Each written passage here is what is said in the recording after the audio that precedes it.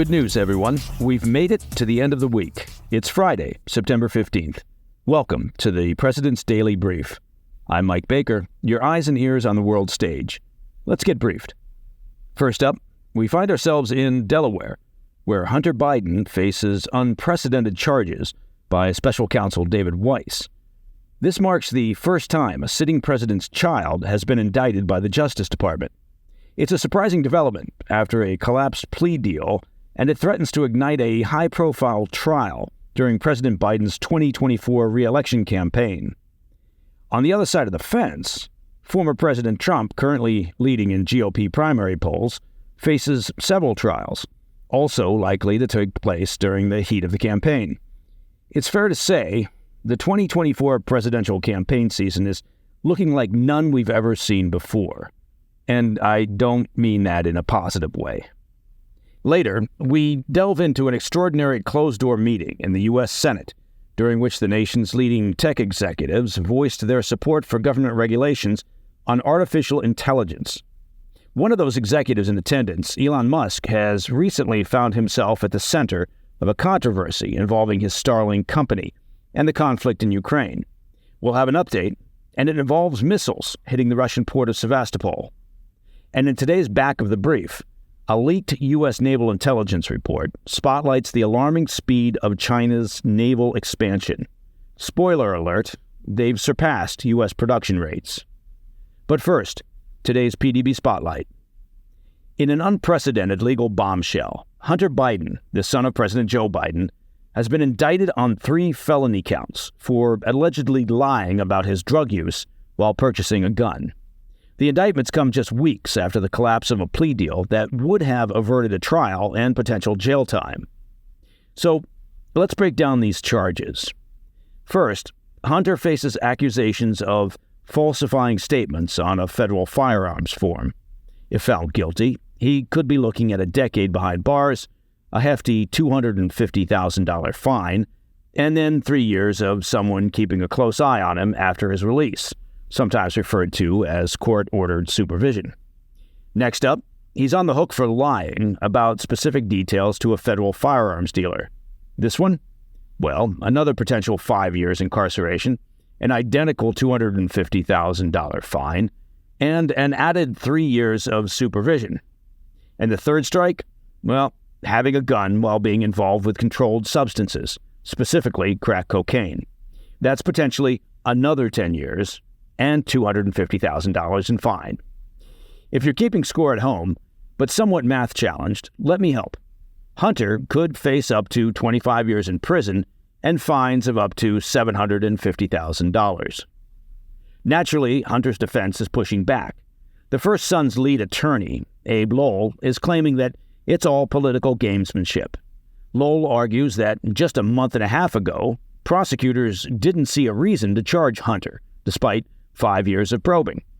He alleges there's a heavy dose of political pressure at play here, especially from the MAGA Republicans. As the dust settles, this could lead to a high-drama trial right in the middle of President Biden's 2024 campaign for re-election. Quite the backdrop for what promises to be a heated political season. Oh, and did we mention the impeachment inquiry that the Republicans are spinning up, looking into the Biden family business operations and the alleged pay-for-play and money laundering? Not to be outdone, former President Trump faces an array of legal contests with 4 indictments handed down in recent months. Now, both sides, because this is how Washington works, are crying foul, each accusing the other of engaging in nothing more than a political stunt devoid of evidence. You have to wonder what U.S. allies and foes alike are thinking while watching all of this unfold. And this all comes as Democrats continue to share their doubts as to President Biden's fitness to run for re-election. This week, Washington Post columnist David Ignatius, not exactly known as a friend of Republicans or conservatives, urged President Biden and Vice President Kamala Harris to bow out of the 2024 race. While praising Biden for his successes, Ignatius in the column expressed concern. He believes that if Biden and Vice President Harris team up for a re-election bid, they might inadvertently undo what Ignatius believes is Biden's most significant achievement, halting President Trump. Now, some are speculating that Ignatius is part of a concerted effort to pave the way for Biden's decision to not seek re-election after all, and to take Harris with him. That would clear the decks and allow for a new ticket to take on the GOP, one with better poll numbers than the current Biden-Harris team. And given their current low approval ratings, finding a team with better numbers shouldn't be a heavy lift. All right, when we come back, tech titans are sounding the alarm on Capitol Hill, pleading to Congress to keep a tight leash on artificial intelligence. And a bold attack on the Russian Navy docked at a Crimean port took place this week with significant results, and all without the assistance of Elon Musk's Starlink company. I'll be right back. Welcome back to the President's Daily Brief.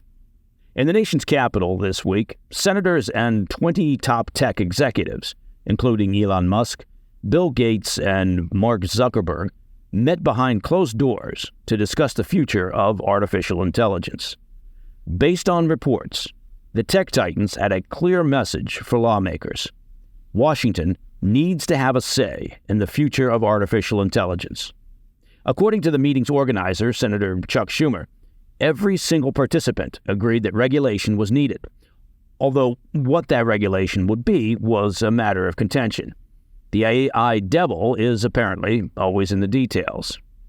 Microsoft's Brad Smith emphasized AI should remain, quote, under the control of people, and emphasized the need for a safety brake, especially when it comes to AI running vital infrastructure, like our power grids and water systems. Frankly, I would also throw weapons control systems and launch codes into the mix as well. Probably should keep a human involved there. Smith told the Senate Judiciary Subcommittee, let's keep AI in check. For situations like controlling our electrical grid and all the self-driving cars zipping around, Brad Smith's words, we need a built-in safety mechanism. Think of it like the circuit breaker in our homes, ready to cut the power when necessary, unquote.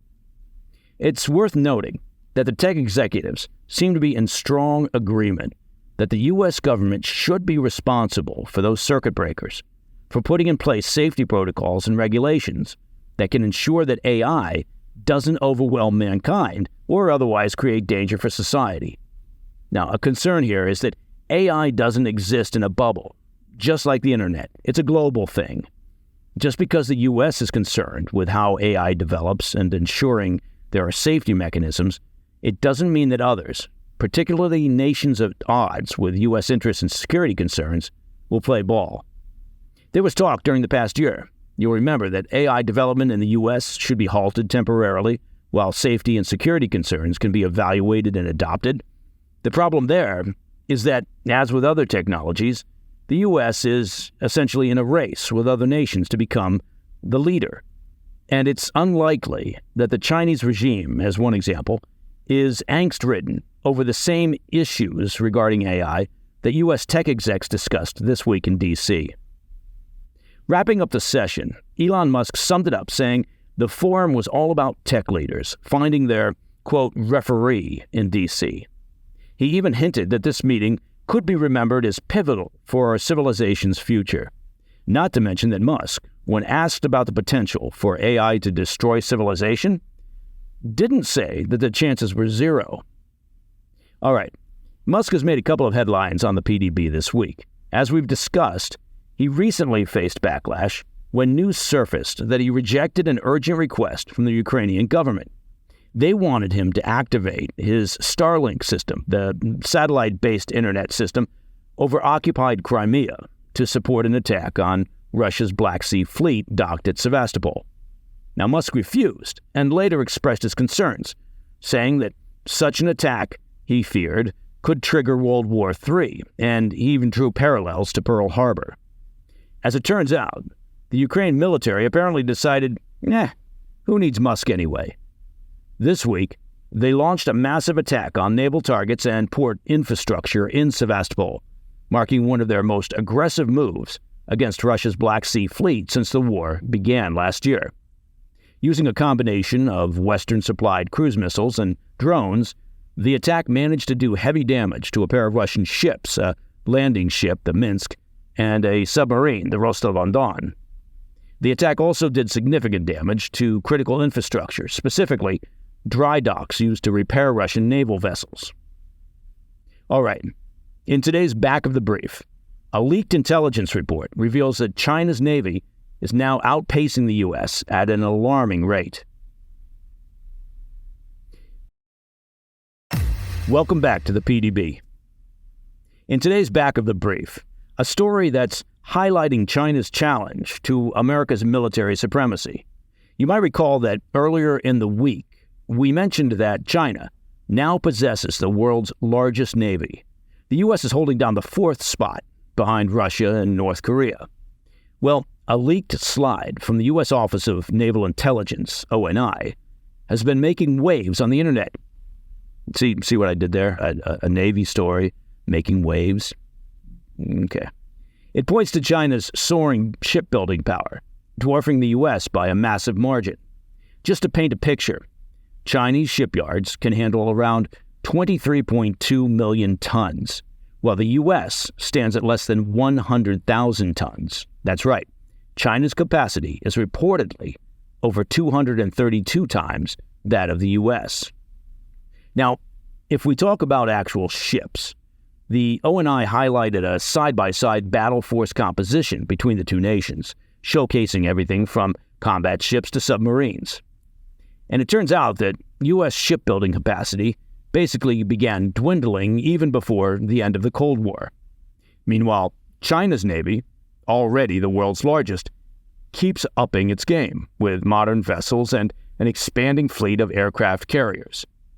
This growing gap between the world's two largest economies, at the same time as tensions are building on several fronts, raises the question of how would the U.S. fare against China in any potential maritime showdown. And that, my friends, is the President's Daily Brief for Friday, 15 September. If you have any questions or comments, reach out to us at pdb@thefirsttv.com. I'm Mike Baker. I'll be back on Monday. Until then, stay informed, stay safe, stay cool.